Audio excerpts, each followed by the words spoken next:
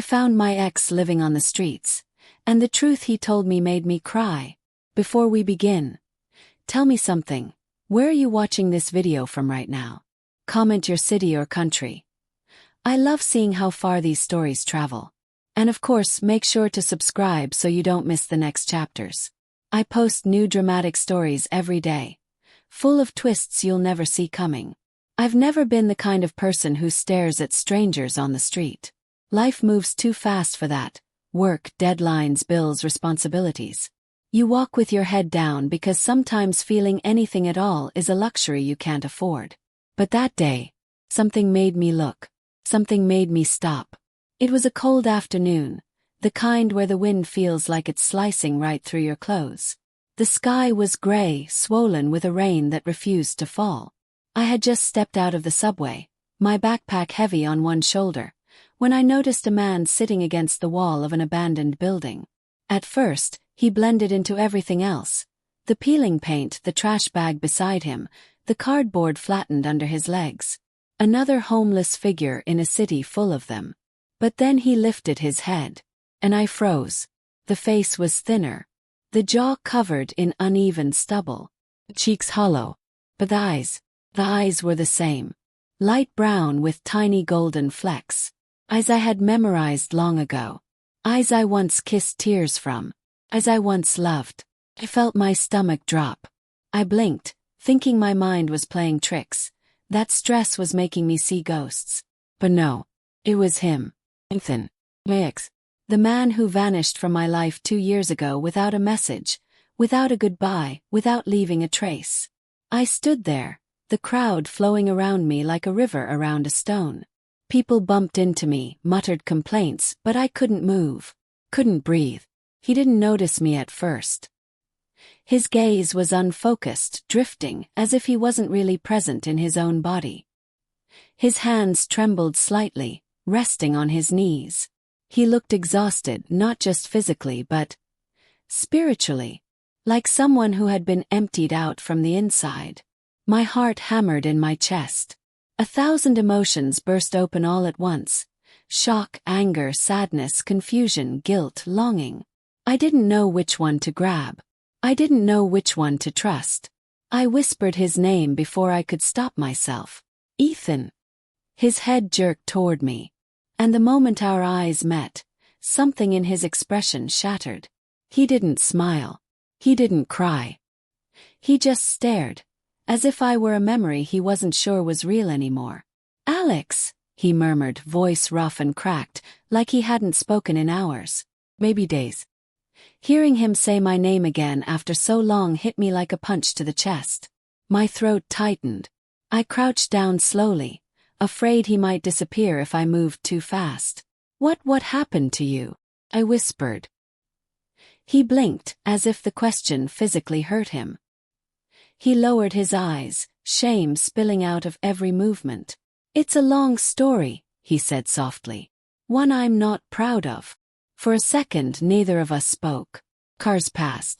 People walked by. Somewhere a dog barked. But in that small square of cracked sidewalk, it felt like time had frozen. I studied him up close. The dark circles, the trembling hands, the bruises on his forearm half hidden by his sleeve. My chest tightened with a mixture of rage and heartbreak. How had things gone so wrong? How had he ended up like this?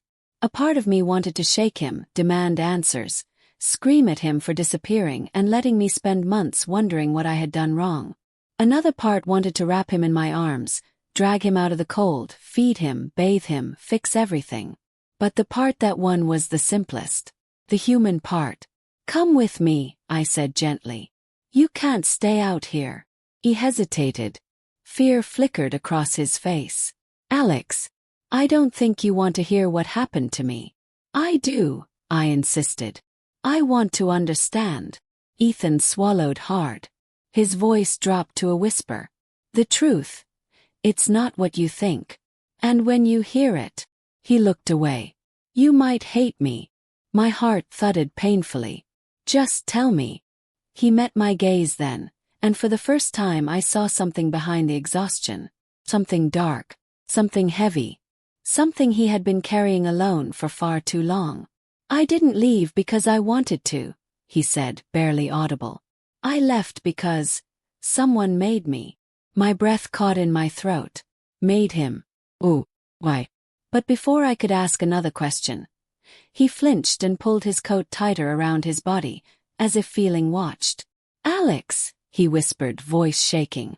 If I tell you everything, it's going to change both of our lives. And in that moment, with a cold wind cutting between us and the city roaring in the background, I knew one thing for certain. This wasn't just a reunion. It was the beginning of something terrifying. Something I wasn't ready for, but couldn't walk away from. Ethan didn't want to follow me at first. I could see the hesitation twisting inside him like a knot, part fear, part shame, part something darker that I couldn't identify yet. But eventually he stood up, slowly, awkwardly, as if even that small movement cost him strength he barely had.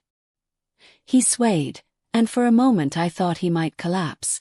I reached out instinctively, grabbing his arm to steady him. His skin was cold, too cold. Come on, I said gently. Let's get out of here. He nodded once, eyes cast downward, like a child being led somewhere he didn't trust. We walked in silence. The city moved around us, horns, conversations, footsteps, but none of it felt real. It was like a thin layer of fog had wrapped around us, muting everything except the sound of his breathing next to mine. Shallow, uneven, as if each inhale took effort. I brought him to a small cafe a few blocks away. Somewhere warm, quiet, and unlikely to judge us. The smell of coffee and fresh bread hit us as soon as we stepped in, and I saw Ethan's shoulders relax just a little. We took a seat in the corner, far from the windows. He sat with his back pressed against the wall, constantly glancing at the entrance, as if he expected someone to follow us. That made the hair on my arms stand up. I ordered 2 hot chocolates. He always preferred chocolate over coffee, and waited until the cups were set on the table before speaking. Ethan, I said softly, I need you to tell me what happened. He wrapped his hands around the warm cup, but didn't drink. He just stared into the steam rising from the top, eyes distant. I didn't plan on seeing you again, he began. His voice was steadier than before, but still fragile, like glass on the edge of shattering. I thought it would be safer if you believed I disappeared. My stomach tightened. Safer? From what? He didn't answer immediately. Instead, he looked around the cafe again, scanning every face, every corner. When he finally spoke, his voice was barely above a whisper. The people I got involved with, they're not the kind you walk away from. Cold chill ran down my spine. What kind of people? Yes. He let out a shaky breath. At first I thought they were just a group of guys trying to start a business. They talked about investments, quick money, easy returns. I was stupid. I was desperate. The word desperate stung. I remembered those months. His mounting debts, the pressure at work, the way he seemed constantly on the edge of breaking. I had tried to help. I had begged him to let me in. But he always insisted he would figure it out alone. I signed something, he continued. A contract. I didn't understand what it really was until it was too late. What was it? I asked, leaning closer. Ethan finally looked up at me, and in his eyes I saw real fear. Deep, hollow, bone-level fear. It was a front, he said. The business didn't exist. They were laundering money. And when I signed the papers, I became the legal owner of everything. My blood ran cold. Oh my God, I whispered. Ethan. They threatened me, he said. They told me if I tried to back out, if I talked to anyone, they'd go after the people I loved. He paused. His next words hit me like a hammer. They told me they knew about you. My breath stopped. They knew where you lived, where you worked. They even knew the route you took to get home. He swallowed hard. I didn't disappear because I didn't love you, Alex. I disappeared because I was terrified of what they'd do to you if I stayed. My eyes burned. Not with anger, with heartbreak. He continued, voice trembling. I ran. I left everything. Phone, wallet, clothes. I thought if I disappeared completely, they'd stop watching you because I wouldn't be connected to you anymore. But how did you end up on the streets? I asked softly. Ethan closed his eyes, shame pouring over him. When you have no ID, no money, no family left, and you're running from people who want you dead, it doesn't take long before you run out of places to go. He swallowed. And then I got sick. Exhausted. I couldn't hold a job. Couldn't get help. One night I just collapsed under that building. And I stayed there. A silence fell over us. Heavy and suffocating. I didn't know what to say. I didn't know what to feel. Anger at him for vanishing. Anger at myself for not searching harder. Fear for what he had been through. Heartache for the person he had become. Finally, I reached across the table and took his hand. He flinched. Not because he didn't want me to touch him, but because he wasn't used to being touched anymore. "You're safe with me," I said. But even as the words left my mouth, Ethan shook his head. "No," he whispered. "I'm not. And neither are you." Cold weight dropped into my stomach. "What do you mean?" He leaned closer, lowering his voice to a barely audible murmur. "They found me again, Alex." His fingers tightened around my hand. "They know I'm back in the city." My heart stumbled. "And I think they know I saw you today." The room suddenly felt smaller, darker, like the walls were closing in. "Ethan, what are you saying?" His eyes locked onto mine, full of a fear I had never seen in him before. "I'm saying," he whispered, "that they're coming." For a moment I couldn't move. Ethan's words hit me like a blade pressed to my spine, quiet, cold, and paralyzing. "They're coming." The cafe around us kept its gentle hum, spoons clinking against cups, a baby babbling softly, low conversations drifting through the air. But inside me something snapped awake, alert and afraid. "Ethan," I whispered, barely able to breathe. "Are you sure?" "Yes." His voice trembled, but his eyes were painfully clear. "I saw someone today. Someone I recognized." "Recognized from where?" He swallowed, the muscles in his jaw tightening. "One of the men who used to watch me when everything was falling apart. He was across the street earlier, leaning on a car, pretending to talk on the phone." My chest constricted. "He saw you." "I don't know." Ethan shook his head slowly.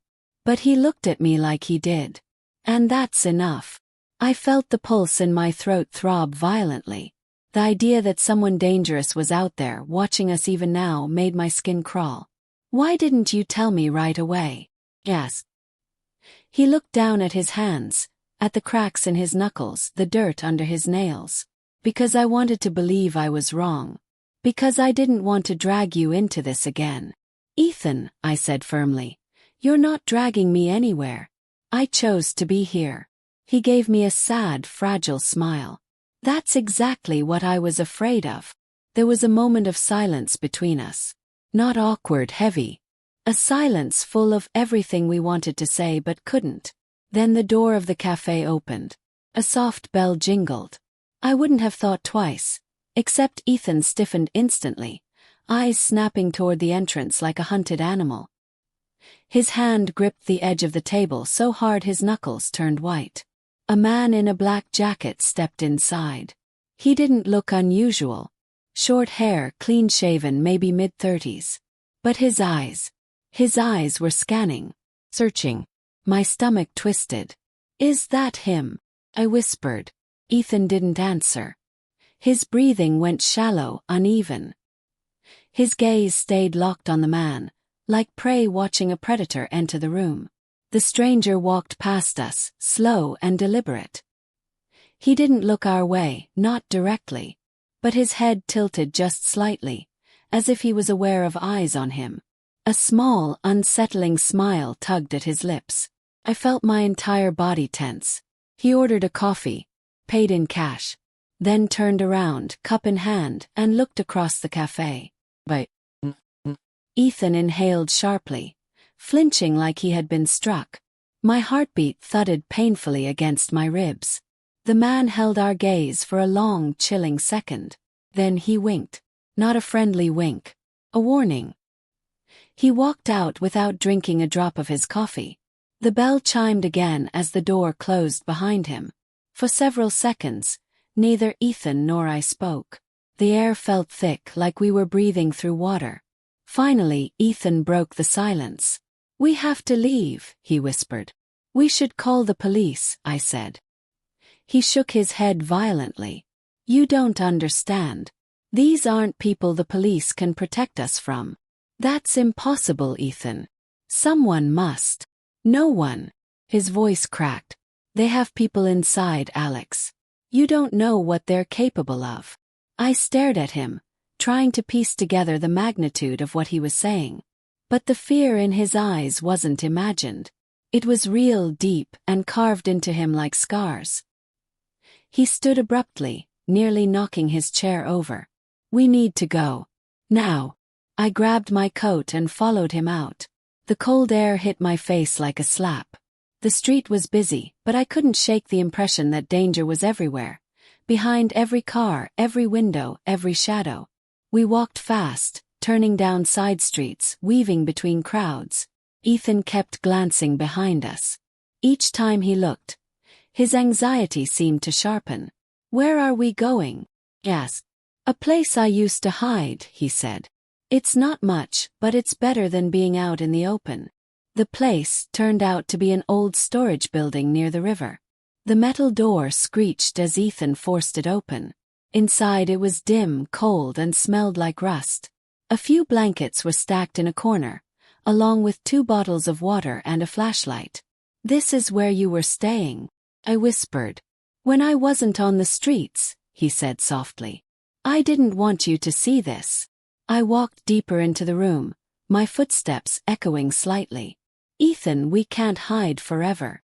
"I'm not trying to hide forever," he said. "Just long enough to figure out what they want." His voice broke on the last word. "What if?" I hesitated. "What if they're not after you anymore? What if they just want something you know?" He shook his head. "If they wanted information, they would have taken me already. This is something else." "Then what?" Pressed. He sank down onto the blankets, burying his face in his hands. "I don't know. But I can't let them find you." I sat beside him, placing a hand on his back. He trembled under my touch, not because of fear alone, but exhaustion, hunger, cold, hopelessness. All of it wrapped around him like chains. "Ethan," I said softly, "whatever happens, we face it together." His shoulders shook. "Alex." His voice was barely a whisper. "I don't deserve you. You don't get to decide that." He lifted his head slightly, eyes glassy with unshed tears. "Promise me something," he whispered. "If anything happens, if they come for us, you run." The words sliced through me. "No," I said immediately. "I'm not leaving you. Please." His voice broke. "I couldn't survive knowing something happened to you because of me." I grabbed his chin gently, forcing him to meet my eyes. "Ethan, I'm not leaving." He stared at me, lost, afraid, desperate, and for a moment I saw the man he used to be beneath all the pain. Then a noise echoed from outside. A metallic thud. Ethan's eyes widened. "Did you hear that?" Another sound. A crunch of gravel. A step. Coming closer. Ethan grabbed my arm, his voice shaking violently. "Alex," he whispered, breath trembling. "They found us." The footsteps outside were slow, measured, heavy enough that each one sent a vibration through the metal walls of the storage building. My pulse thundered in my ears. I could barely tell if the sound outside was real or if my panic was magnifying everything around us. Ethan pressed a finger to his lips, urging me to stay silent. His eyes were wide, terrified, an expression that made him look younger, fragile in a way I had never seen. Another step. Another scrape of gravel. Closer. My lungs refused to expand. It felt like something invisible wrapped around my ribs and squeezed. Ethan leaned in close, whispering with a trembling breath. "They must have followed us from the cafe. I didn't think they'd come this fast." How did they find us? I whispered back. He shook his head violently, panic rising in him like a tide. They always know. That's the problem. The metal door rattled suddenly. Just once. Test. I flinched so hard I nearly fell backward. Ethan grabbed my hand. It was freezing. Get behind the shelf, he murmured. If they break in, don't let them see you. I'm not hiding while. Alex, he hissed, voice cracking. Do what I say. Please. It wasn't the command that made me obey. It was the desperation in his voice. Raw, trembling, soaked in fear. I hurried behind an old metal shelf filled with dusty tools and boxes. Ethan crouched near the door, breathing rapidly through his nose, trying to steady himself. The footsteps stopped right outside. Silence. A suffocating, complete silence. My throat tightened. Slow, deliberate knock. The kind of knock someone makes when they already know who's inside. When they want you to feel their presence. When the sound is a message. Or here. We found you. Ethan tensed so hard I could see his body shaking. A low, mocking voice slipped through the metal. Ethan. I know you're in there. My blood turned to ice. The voice was calm. To come. That tone someone uses when they're used to being feared. You didn't think we lost you, did you? The man continued. You're not that lucky. Ethan squeezed his eyes shut. His breathing became shallow. Sweat glistened on his forehead. The voice chuckled softly, an eerie, calculated sound. Open the door. Don't make this harder. Ethan didn't move. The man tapped the door gently with his knuckles again. We just want to talk. I could practically feel Ethan's heart drop. He whispered, That's what they said last time. Another man's voice joined the first one. This one deeper, impatient. Enough. Just open it. Ethan's lips parted. I saw his chest heave as panic overtook him. Before I could stop myself, I whispered harshly, Don't open it. He looked back at me, eyes full of devastation. I have to, he mouthed. But before he could take a step, the handle turned. Someone outside tried it. Firmly. Expectantly. Was. The second man exhaled loudly, annoyed. Break it. My heart leapt into my throat. Ethan scrambled backward, panic exploding in his movements. Alex, hide. The first blow hit the metal door so hard it bent inward slightly. The whole frame shook. Dust fell from the ceiling. I slapped a hand over my mouth to stop myself from screaming. Another hit. Harder. A long dent formed. Ethan crawled to me, gripping my arm. Alex, listen to me. When they come in, stay behind the shelf. Stay quiet. They want me, not you. I'm not letting them take you, I whispered fiercely. His face twisted in pain. You don't understand what they'll do. But he didn't finish. Because the door burst open. Metal shrieked. Hinges snapped. The entire frame groaned as it bent outward and slammed against the wall. Two men stepped inside. The first was the man from the cafe. Black jacket, cold smile. Up close, his eyes were even more disturbing. They held a predatory boredom, like he had done this too many times to care. The second was bigger, broader.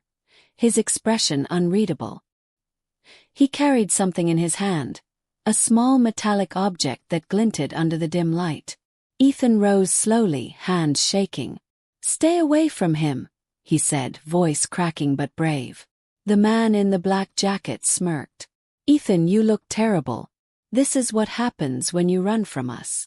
Ethan clenched his fists. I didn't run. I escaped. The bigger man scoffed. You don't escape from us. My entire body trembled behind the shelf. Every instinct screamed to jump out, to grab Ethan, to get him out of there. But I stayed still, every muscle locked. The man in the black jacket stepped closer to Ethan. You made us chase you for 2 years. That's rude. Leave him alone. I blurted before I even realized the words were leaving my mouth.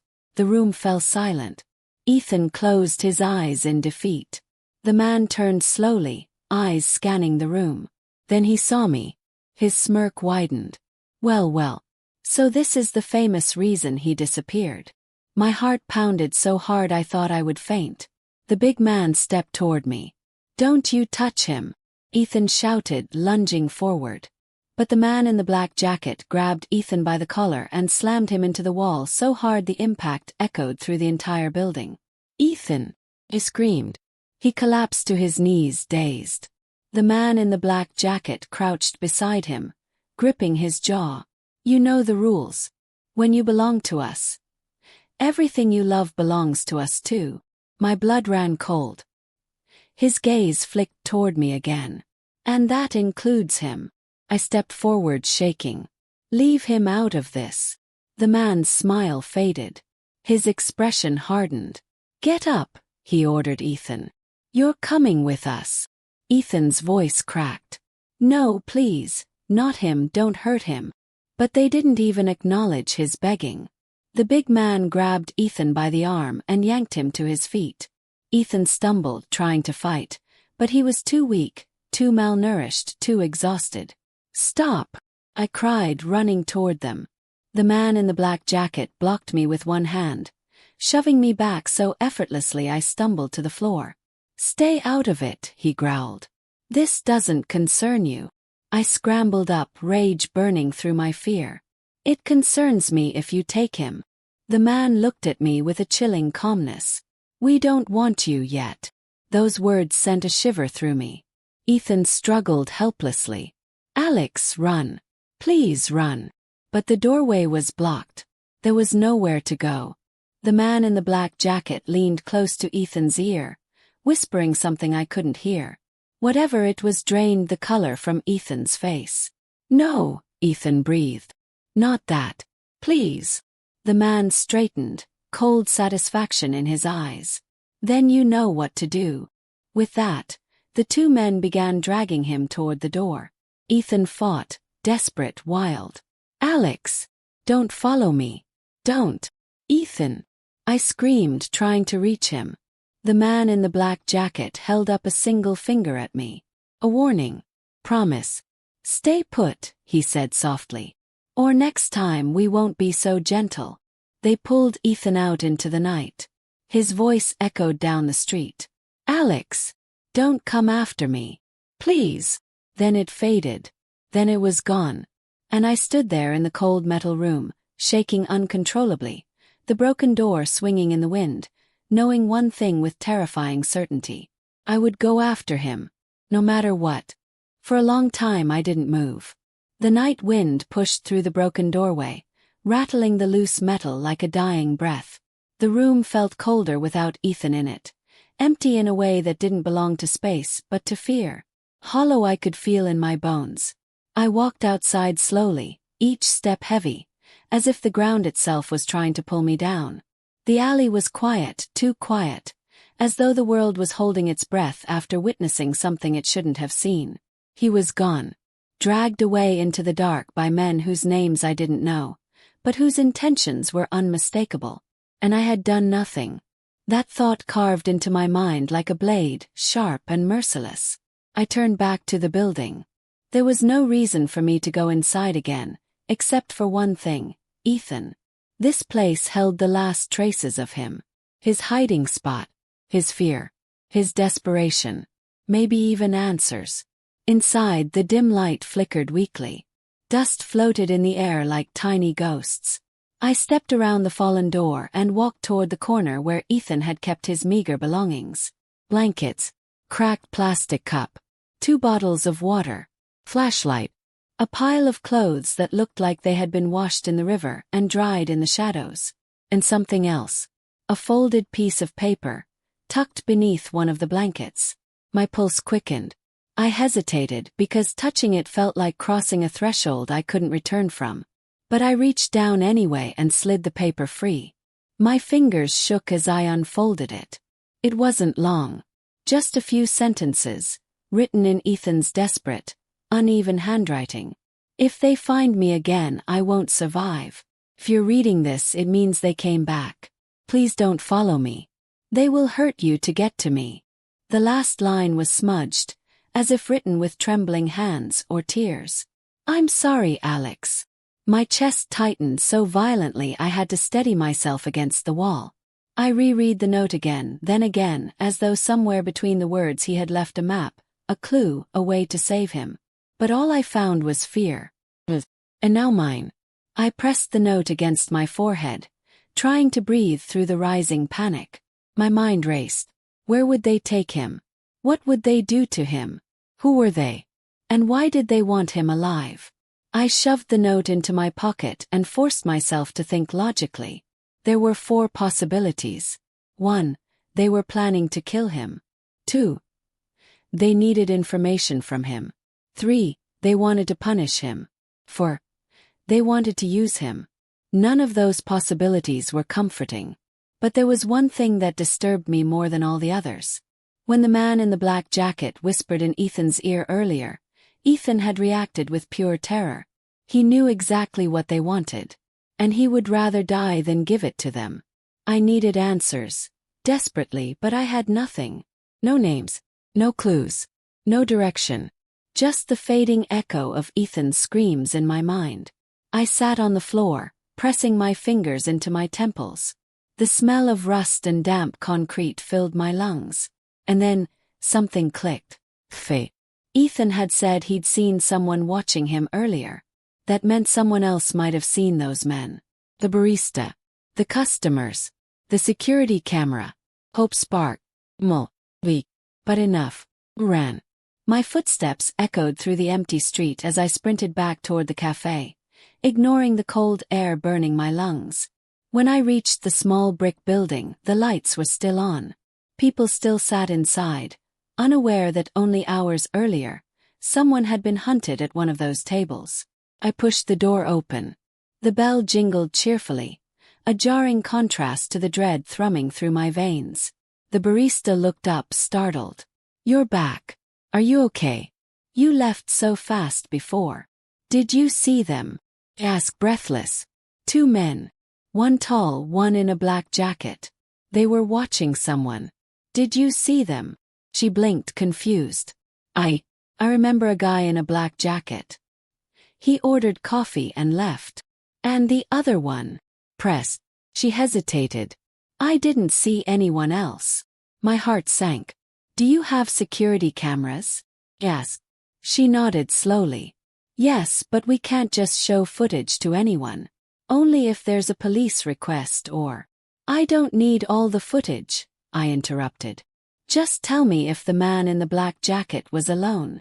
She frowned, trying to recall. "I think he was. I didn't see the other man come in." That didn't make sense.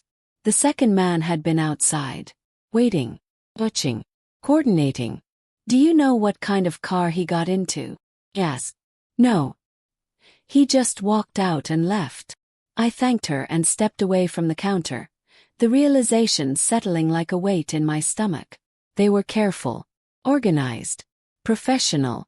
They wouldn't make mistakes that simple. But someone else might have noticed something. A man by the window raised his hand slightly. "Hey," he said. "I saw the guy you're talking about, the one who winked." I walked over quickly. "What did you notice?" He scratched his beard. "Well, I didn't see where he went. But I saw something weird before he came in." "Weird how?" He lowered his voice. There was a black SUV parked across the street. Tinted windows. Engine running. Lights off. My pulse spiked. "Do you remember the license plate?" He shook his head. "No, sorry. Course. That would have been too easy." "But," he paused. "There was a sticker on the back window. One of those little ones shaped like a crest. Like a logo." "A crest?" I repeated. "Yeah. Red and gold. I don't know what it was, but it looked official." Official. The word hit me like a punch. Not gang. Not random criminals. Not petty abductors. Something organized. Structured. Funded. "Thank you," I whispered, trying to steady myself. I stepped outside. The city lights blurred around me. The cold night air stung my skin, but my thoughts burned hotter than ever. Crest. Red and gold. On a black SUV. A detail small enough to miss, but distinctive enough to trace if I could find the right lead. And suddenly, the fear inside me shifted. It didn't disappear. Nothing could take away the terror of watching Ethan dragged away. But it changed shape. It became motivation. Fire. Determination with teeth. I looked down the street, at the endless darkness they'd taken him into. And I made a silent promise. You're not alone, Ethan. I'm coming for you. No matter what I have to do. Ethan didn't sleep that night. I could hear him pacing the small guest room floor. Each step slow, controlled, as if he were trying to walk without making the floorboards creak. But the house was old, and every movement echoed through the hallway like a soft warning. I lay awake, staring at the ceiling, replaying everything he had told me. The organization, the contract, the threats, the fact that they knew about me, that they had known all along. At around 3 a.m., the pacing stopped. The silence that followed felt heavier than the darkness around me. I sat up in bed, listening. A minute later, the door opened quietly. Ethan stood there, pale and tense. "Alex," he whispered. "Someone's outside." My heart kicked hard against my ribs. I threw the blankets off and followed him to the window at the end of the hall. Ethan pulled the curtain back just enough for me to peek through. At first I didn't see anything. Then I did. A man in a red jacket was standing across the street. Not moving. Not scrolling through his phone. Not passing by. Just standing. Facing my house. A deep chill crawled through my spine. "Is that one of them?" I whispered. Ethan didn't answer immediately. His throat bobbed as he swallowed hard. "I've seen him before," he murmured. "Twice. Once when I was still with them. And once after I ran." I felt my breath freeze. "He's a tracker," Ethan added. "He's the one they send when they need to find someone fast." The man didn't look dangerous from a distance. He looked ordinary, jeans, a red jacket, dark hair cut short. But something in his posture was unnerving. He was too still, too patient, like he had all the time in the world. "Why is he just standing there?" I asked. "He's waiting," Ethan said. "For what?" Ethan turned to me, and the fear in his eyes was worse than anything outside. "For confirmation," he whispered. "He's waiting to see if I'm really here." Cold weight pressed onto my chest. "What do we do?" I asked. "You're not doing anything," he said quickly. "You stay inside. You lock the doors. You don't turn on the lights. Don't answer the phone. Don't open the blinds." "What about you?" He hesitated. "I'll handle it." "No." I grabbed his arm. "Ethan, you're exhausted. You haven't slept, you're sick, you." "This is my mess," he said quietly. "They're after me, not you." My frustration boiled over. "Why do you keep doing this? Why do you get to decide everything for me? This affects me too. You can't just walk out the door." "I'm not leaving," he said, voice softer. "But I need to know if he's alone or if there are others." I opened my mouth to argue, but before I could speak, the doorbell rang. We both froze. The chime echoed through the silent house like a knife dragging across glass. Ethan looked at me, eyes wide. "No one knows you're here," I whispered. "Yes," he said. "They do." My heartbeat roared in my ears. We stood completely still, barely breathing. The doorbell rang again. Harder this time. Ethan motioned for me to stay put and crept toward the front hallway. I followed a few steps behind, despite his glare telling me not to. He peered through the peephole. His face drained of all color. "It's him," he whispered. "The man in the red jacket. Standing on my doorstep." My legs felt like they would buckle at any second. "What does he want?" I whispered, even though the answer was obvious. "Me." The man knocked now. Steady, controlled, deliberate. 3 knocks. Was. 3 more. Like a code. Ethan backed away from the door. "He's not going to leave," he said. "Not until he gets what he came for." "What if he breaks in?" Ethan shook his head. "He won't do that. Not yet." "Then what is he waiting for?" Ethan lowered his voice, almost trembling. "He's waiting to hear your voice." The realization hit me like ice water. If you answer, he'll know I'm with you. If he knows that, Alex, they won't just chase me. He looked at the door, then at me. They'll use you. The knocking stopped abruptly. Silence. Ethan and I stood frozen in the hallway, listening for any sound. But there was nothing. No footsteps, no breathing, no movement at all. Maybe he left, I whispered. Ethan gave me a long, pained look. That's what they want you to think. We retreated into the living room, away from the windows, away from any line of sight. Ethan sank onto the couch, burying his face in his hands. His body trembled. After a minute he spoke again. There's more you need to know, he said. My stomach tightened. More. They didn't just use my identity for the money laundering. He lifted his head slowly, eyes hollow. They used it for something else. Something worse. What do you mean? He hesitated, and that hesitation scared me. When I ran, I thought I escaped everything.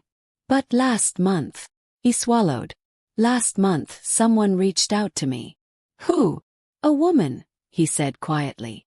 She said someone using my name had ruined her life. My breath hitched. Ethan, what did they do? He shook his head.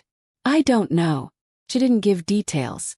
She just begged me to come forward to explain that it wasn't me. But if I do that, they'll know exactly where I am. The room felt like it tilted. So you're saying? I'm saying, he whispered, that the crimes pinned on me now aren't just financial. He looked straight into my eyes, and I saw something broken inside him. They made me a monster on paper, Alex. My throat tightened painfully. And if they find me, his voice cracked, they'll make sure I disappear before I can prove I'm innocent. Before I could respond, a soft noise came from outside. Footstep. Right beneath the window. Ethan shot up from the couch. He's still here. The man in the red jacket hadn't left. He was circling the house. And we were trapped. The sound of footsteps outside the window froze both of us in place. Light slow, calculated. Ethan pressed his back against the wall, motioning for me to stay silent. I didn't dare breathe. The darkness inside the house felt suffocating, as if the walls were holding their breath with us. Another soft step. Then another. He wasn't leaving. He was searching. Ethan leaned toward me, whispering with barely any sound. Stay behind me. No lights. No talking. I nodded, even though my entire body trembled. He moved toward the hallway, but halfway through, he stopped abruptly and gestured for me to listen. For a moment there was nothing. Not knocking. Not footsteps. Something tapping directly on the windowpane. I covered my mouth with both hands to stop the sound that almost escaped my throat. Ethan's jaw tightened so hard I thought it might crack. He's testing the glass, Ethan whispered. Testing it. Seeing how thick it was. Measuring how much force he'd need to break it. Cold dread washed through me like ice water. Then suddenly the tapping stopped. Silence again. Ethan grabbed my wrist and pulled me into the kitchen. He moved with a precision that told me he had been trained, or forced, to think like prey. He checked every shadow, every doorframe, every line of sight before letting us continue. When we reached the far end of the kitchen, he crouched beside the lower cabinet and opened it. Inside, he reached for something taped under the shelf. Small black USB drive. What's that? I whispered. The only thing I managed to steal from them, he said. Files. Documents. Proof. Enough to destroy the entire organization. My breath stilled. Ethan, that's why they're after you. Yes, he whispered. I didn't just run from them. I took something that could bring everything down. Before I could process that, another sound ripped through the house. Slow creak. The unmistakable groaning of a floorboard near the back door. My heart jumped into my throat. Did you lock it? I whispered desperately. Yes, Ethan said. But locks only keep honest people out. He reached for a kitchen knife, the longest one. Stay behind me, he repeated. We moved toward the back hallway, each step painfully slow. My ears strained for every sound, every shift in the air. The house felt alive with tension. Creepy. Metal on metal. Someone was trying to force the lock. Panic surged inside me like fire. My hands shook uncontrollably. Call the police, I whispered. Ethan shook his head violently. No. They own half the local department. If we call, we're giving them our location. The scraping stopped. Silence. Then the doorknob rattled violently. Ethan raised the knife. I couldn't move. My feet were rooted to the floor by terror so dense it felt like cement. The rattling continued for 3 long seconds, then stopped as abruptly as it had begun. Ethan motioned for us to retreat back into the living room. We moved step by step, breath by breath. But when we passed the front window, I saw something that made my blood stop cold. The man in the red jacket was no longer outside. He was gone. And that was somehow worse. Ethan exhaled shakily. He's waiting. He knows we're scared. He wants us to make a mistake. I swallowed hard. We can't stay here. I know. He ran a hand through his hair. They're watching the front, watching the back. We need another way out. There is one, I whispered. The basement cellar door. It opens into the alley behind the house. Ethan stared at me like I had just given him a lifeline. Where? This way. I led him to the basement door. The wooden steps groaned as we descended into the darkness. The air grew colder, damp, tinged with the smell of dust and concrete. Ethan scanned the room quickly. No windows. No movement. Just shadows. Where's the exit? He asked. Pointed. Behind the storage shelves. But as soon as I moved toward them, something glinted on the floor. Coin. Shiny coin. Sitting right in the center of the basement floor. Ethan froze. His voice was barely audible. Alex, don't touch that. I stepped back immediately. What is it? I whispered. He stared at the coin with a hollow, terrified expression. It's one of their calling cards, he said. The tracker leaves it to send a message. What message? Ethan swallowed hard. That he's already been inside. My legs almost gave out. No, I whispered. Ethan, no one came down here. He did, he said. Not now, earlier. Before we even noticed him outside. He was steps ahead of us the entire time. My heart hammered so violently I thought it might burst. Ethan crouched down and looked at the coin but didn't dare touch it. They do this when they want the target to know they're cornered. It means leaving the house won't save us. But staying here will get us killed, I said, my voice cracking. I know. His hand trembled. We need to think. Fast. Before either of us could speak again, another sound echoed from upstairs. Door. Clicking shut. Not the front door. Not the back. The guest room door. The one Ethan had been pacing in earlier. I felt my lungs collapse. Someone's inside, I whispered. Ethan shook his head slowly, eyes wide with terror. Not someone, he said. Him. We both stared at the ceiling as another sound drifted down the basement stairs. A single footstep. Deliberate. Low. And hurried. Then another. Then another. Descending. He knew we were here. He wanted us to hear him coming. My breath came in tiny broken gasps. Ethan grabbed my wrist. Not to pull me but to steady me. We're not going to die here, he whispered. But his hand was shaking. The footsteps stopped at the top of the basement stairs. The door creaked open. Light spilled down, painting a long silhouette across the concrete floor. A man's silhouette. Wearing a red jacket. The silhouette at the top of the basement stairs didn't move. He simply stood there, framed by the weak hallway light, as if he were carved out of the darkness itself. The red jacket glowed faintly, the only splash of color in the dim concrete world below. Ethan squeezed my wrist once, not in reassurance, in warning. The man slowly began descending the steps. One step. One step. Like a predator enjoying each second before the kill. Ethan leaned close to me, breath trembling. When he reaches the bottom, he whispered. Run. No, I whispered back. I'm not leaving you. His eyes locked onto mine, filled with a desperation I had never seen in him before. Not even on the street, not even when he first told me about the organization. You have to, he said. I'll hold him off. You get the USB and get out. My stomach twisted painfully. He was planning to sacrifice himself. No, I said again, louder this time. Ethan, I'm not running and leaving you two.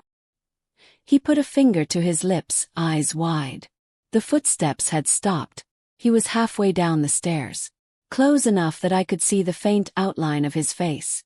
Calm, expressionless, disturbingly focused. Ethan moved slightly in front of me, raising the knife. It looked pathetically small compared to the danger descending toward us. My pulse pounded in my ears so loud I thought the man might hear it. He took another step. And another. Now he was only 3 steps from the bottom. One more and he'd be on our level. Ethan whispered. On my signal. But the man suddenly stopped again. He tilted his head slightly, as if listening for something. Then he spoke. His voice was calm, almost gentle, and somehow that made it infinitely worse. Ethan, he said softly. You're making this harder than it needs to be. A shiver ripped through me. He knew Ethan's name. Of course he did. Ethan held the knife tighter. I'm not going back, he said, voice trembling but steady. Not ever. The man let out a small, almost sympathetic sigh. That isn't your choice. What do you want from me? Ethan demanded. We don't want you, the man said simply. We want what you took. The USB drive. I instinctively glanced toward the shelf where we had hidden it. A tiny involuntary movement, and the man's eyes flickered. He saw it. I felt Ethan tense beside me. The man smiled. Not a wide smile. Not a cruel smile. Worse, patient smile. Thank you, he murmured. Then everything happened at once. The man lunged down the last stairs. Ethan pushed me back and swung the knife. The man dodged it with terrifying ease, grabbing Ethan's wrist and slamming him into the wall. He screamed. Ethan grunted in pain but tried to fight back, punching, kicking, anything to get free. The man didn't even flinch. He twisted Ethan's arm behind his back with sickening precision. Stop, the man said calmly. You're only hurting yourself. Let him go. I yelled, grabbing the nearest thing, a metal pipe, and swinging it as hard as I could. The pipe connected with the man's shoulder. Not hard enough to break anything, but enough to startle him. He turned toward me, slowly, and for the first time I saw his eyes clearly. Cold. Me. Professional. The kind of eyes that had seen this 100 times. He released Ethan long enough for him to fall to his knees, gasping, and stepped toward me. I swung the pipe again. He caught it mid-air. His grip tightened until I felt the metal bend slightly. Froze. He pulled the pipe from my hands like it weighed nothing and tossed it across the basement. Then he reached out and lightly touched my shoulder. Not hurting me. Not grabbing. Just touching, as if testing the temperature of fear. You're not a target, he said softly. Don't make yourself one. Ethan struggled to stand, voice ragged. Don't touch her. The man ignored him, his eyes still on mine. Tell me where the drive is. Clenched my jaw. No. He sighed again, as if I were a child being stubborn. Alex, he said, using my name for the first time. Don't make this complicated. My blood iced over. He knew my name. He knew everything. Before he could take another step, Ethan launched himself at him from behind. Pure instinct, pure desperation. The man moved with frightening speed. He turned, grabbed Ethan by the collar, and slammed him onto the concrete floor. Ethan's head hit with a sickening crack. No! He screamed. I ran toward them, but the man held up a single hand, and something in his expression made my feet lock in place. He knelt beside Ethan, checking his pulse. He wasn't trying to kill him, not yet. He looked up at me. Last chance. I shook my head violently, tears blurring my vision. I'm not giving you anything. He studied me for a long moment, then stood up. You're loyal, he said quietly. I respect that. My breath trembled. But loyalty won't save him. He reached inside his jacket and pulled out something small and metallic. For a split second I thought it was a gun. But it was worse. Syringe. Filled with a clear liquid. Ethan groaned on the floor, barely conscious. No, I whispered. Please. This isn't poison, the man said. It's leverage. He knelt beside Ethan again, holding the syringe above his arm.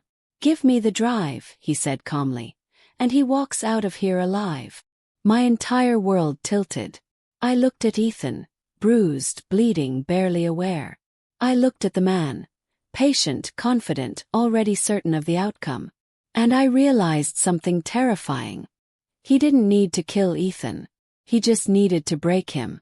My hands shook violently. My voice cracked. I don't have it.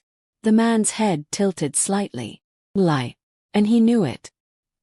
He pressed the syringe to Ethan's skin. No, wait, cried. He paused just barely. Then tell me where it is. I opened my mouth. But before any words came out, a sudden noise exploded from upstairs. A door slamming open. Fast footsteps. Voices. Not just one. Multiple. The man's eyes narrowed. He stood slowly, syringe still in hand. Looks like someone else wants to join the conversation. The footsteps upstairs weren't cautious like the trackers. They were fast, heavy, urgent. Multiple voices. More than two. More than three. The man in the red jacket straightened slowly. His expression shifting from calm control to something else. Calculated tension. He wasn't scared, but he was annoyed. Interrupted. He slipped the syringe back inside his jacket but didn't let go of it fully. One flick of his wrist, and he could draw it again. Ethan groaned on the floor, barely conscious. I backed up until my shoulders hit the cold basement wall. My pulse hammered violently, drowning out everything. Who is that? I whispered. The man didn't answer. He glanced up at the basement door, listening. Not moving. Not blinking. Then the voices grew clearer. Check the back. I heard something already open. Look there. Stay alert. Strangers. But not with the tracker. Their tone was different. Panicked, hurried, frantic. Not calm and controlled. The man took one step back into the shadows, positioning himself beside the staircase, hidden from sight. Then he turned his head slightly toward me. Not a word, he murmured. My throat tightened. I couldn't have spoken even if I wanted to. The basement door above swung open with a loud creak. A beam of light cut across the ceiling. Alex! Alex, are you down there? My heart dropped. I knew that voice. Jackson. My neighbor. The one who lived 2 houses down. We'd known each other for years. Friendly enough but not close. He had mentioned earlier that he'd heard noises in the neighborhood lately, that he was worried about break-ins. But why was he here now? And why wasn't he alone? Another voice joined his. Female, shaky but forceful. Alex, if you can hear us, say something. Mrs. Castillo. My elderly neighbor from across the street. Why on earth were they here together? The tracker's eyes narrowed slightly in the dark. He tilted his head, studying the voices, analyzing, calculating. Jackson stepped onto the first basement stair. The tracker silently moved his hand inside his jacket. He was reaching for the syringe again. My breath caught. Please don't, I whispered. They don't know anything. They're just trying to help. He didn't look at me. He whispered, almost irritated. Unexpected variables. Ethan stirred on the floor, wincing as he tried to lift himself. He managed to whisper, Alex, run. But there was nowhere to run. We were boxed in. Stairs, more footsteps. Third voice. Young. Nervous. Is she okay? Did something happen? Daniel, Jackson's younger brother. 3 of them. The tracker stepped back deeper into the shadows and whispered, "If they come down, they're obstacles. Do not make me remove them." My heart pounded so hard I felt dizzy. Jackson's boot reached the second stair. He was coming down. And the tracker was ready to strike. I did the only thing I could do. I screamed, "Stop! Don't come down!" All the voices upstairs froze at once. Jackson's voice shot back, panicked. "Alex, what's happening? Are you hurt?" "Please," I yelled, trying to steady my voice through the choking fear. "Just stay upstairs. Don't come down." The tracker's gaze slid toward me. Cold, dark, unpredictable. But he didn't move. Jackson's steps retreated slightly. I could hear him whispering quickly to the others. Then he shouted, "Alex, we're calling the police. Right now." The tracker closed his eyes for one brief moment. To steady himself. To think. He didn't like this turn of events. Not at all. And suddenly I understood why. Police weren't his allies here. Not these ones. Not in this district. He needed to leave. Quickly. Cleanly. He stepped out of the shadows and grabbed Ethan by the collar, lifting him like a rag doll. "No, stop!" cried. The tracker pulled out the syringe again. His voice remained flat, professional. "You've made this messy," he said. "Now I have to improvise." Ethan, half conscious, could barely fight back. His head lolled to the side. I lunged forward, not thinking, just moving. But the tracker took one threatening step in my direction and I froze. The basement door upstairs slammed shut. The neighbors were leaving to call the police. We had seconds. The tracker pressed the syringe against Ethan's neck. "No!" I screamed. But he didn't inject the needle. Instead, he spoke calmly. "You have one chance left, Alex." My breath trembled violently. "Give me the drive." Before I could find the words, a loud banging came from the front of the house upstairs. A door being tested. Hard. "Police! Open the door." My lungs collapsed in shock. Jackson must have called immediately. The police were here already. The tracker swore under his breath. Quiet, controlled, but the first sign of real anger I'd seen from him. Ethan gasped. "Alex, don't let him, take it." The tracker tightened his grip on Ethan's jaw, lifting him enough to use him as a shield. He moved toward the stairs. Panic. "Where are you taking him?" He didn't answer. He didn't need to. He was planning to escape with Ethan. Use him. Interrogate him. Maybe worse. I ran forward, blindly, grabbing his arm. "Stop!" He turned faster than I could react. His hand clamped over my mouth. His body pressed me back against the concrete wall. His breath was steady, cold. "You're becoming a complication," he whispered. My cheeks burned with terror. "I'll give you 10 seconds, he said, still holding me firmly. "Tell me where the drive is, or—" He didn't finish his sentence. Because upstairs, the sound of splintering would exploded through the house. The police forced the door open, shouting, boots stomping across the floor, weapons drawn. The tracker's eyes twitched. No more time. In one swift motion, he shoved me aside, grabbed Ethan's limp body, slung him over his shoulder, and sprinted up the stairs. I scrambled to my feet. "Ethan!" The basement door flew open. The tracker reached the top. But before he could vanish, 2 officers appeared in the hallway. "Put him down. Hands up." Guns raised. Tension froze the entire world. The tracker didn't raise his hands. He didn't drop Ethan. He simply looked at the officers with an eerily calm expression. And then he said something I will never forget. "You're too late. He knows." Then the lights flickered. A smoke canister rolled down the hallway. And everything exploded into chaos. I didn't notice I was crying until one of the tears hit the back of my hand. It felt hot, heavier than it should have been. Like it was made of every emotion I had tried to bury over the last 4 years. Michael watched me silently. Not with pity. Not with regret. But with something closer to relief. As if he had been holding his breath this entire time, waiting for me to finally hear him and believe him. "Say something," he whispered. His voice cracked like someone dragging a key across glass. I opened my mouth, but nothing came out. It wasn't just the story he told me. The betrayal, the setup, the nameless men in expensive suits who treated him like a disposable piece of evidence. It was the realization that everything I thought I knew about my past, about us, was wrong. He didn't leave me. He didn't destroy our life. He didn't choose the streets.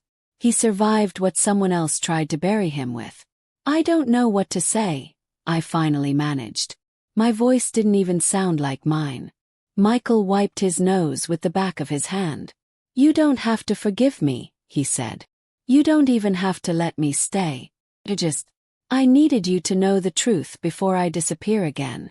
"No," the word came out sharper than I intended. "You're not disappearing. Not like this." He closed his eyes, flinching like the idea of being helped hurt more than being abandoned. Maybe it did. After everything he'd been through, maybe kindness felt like a trap. I took a breath, steadying myself. "Michael, who set you up? Who sent those men?" He hesitated. I saw the war inside him, the fear of dragging me into a darkness I never asked for, and the weight of carrying this alone for too long. In the end, the truth won. "The same people who wanted the documents I refused to give them," he said. "They worked inside the company. Higher up. People with connections that go way beyond what I ever imagined." My stomach dropped. "So they ruined your life because you told the truth?" "They ruined my life because I didn't let them hide theirs." For a long moment, neither of us spoke. There were too many shadows between us now, but for the first time they weren't dividing us. They were simply there, reminders of everything he had endured. "You're coming with me," I said. "We're going to fix this." Michael shook his head weakly. "You don't understand. They watch everyone. Anyone who gets near me ends up getting dragged into it. I'm not risking you." "You don't get to decide that," I replied. "Not anymore." He stared at me, and for a moment I saw the man I used to know, the man who would argue with me about the right way to fold laundry, who made pancakes at midnight, who always sang off-key on purpose to make me laugh. The man I thought had thrown everything away, when he had actually lost everything for refusing to become someone he wasn't. I reached out and put my hand on his. His fingers were cold, trembling, but he didn't pull away. "Michael," I whispered, "you survived the worst part alone. Let me help you survive the rest." His breath hitched, and for the first time I saw hope flicker in his eyes.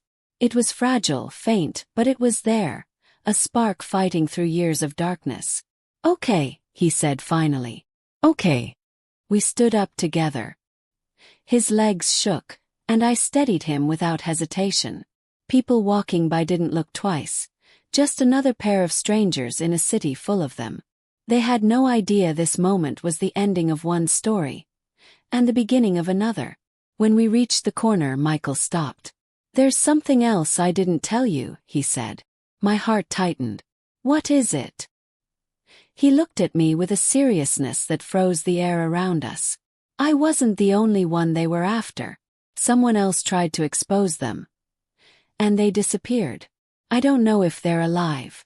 But if we're going to do this, we're not just saving me. I stepped closer. Then we save them too. Michael's mouth twitched. Not a smile exactly, but the closest thing he'd managed in years. "You've always been braver than me," he murmured. "No," I said, squeezing his hand. "I just finally know the truth. And I'm not running from it." Together we started walking. Away from the alley, away from the ghosts of our past, and toward a fight neither of us were prepared for, but one we weren't facing alone anymore. For the first time since that day in the crowd, the future didn't feel like a threat. Felt like a promise. Painful one. Dangerous one. But a real one. And sometimes that's all you need to keep going. Because love doesn't always save you, but it can give you a reason to survive long enough to save yourself. If you made it to the end of this story, tell me one thing. What would you have done if you found your ex living on the streets? Comment below. I read every single one. And don't forget to subscribe to the channel, because tomorrow I'm bringing another story that will shake you just as much as this one. Turn on notifications so you don't miss it. Your support keeps these stories alive. See you in the next chapter of our dark little world.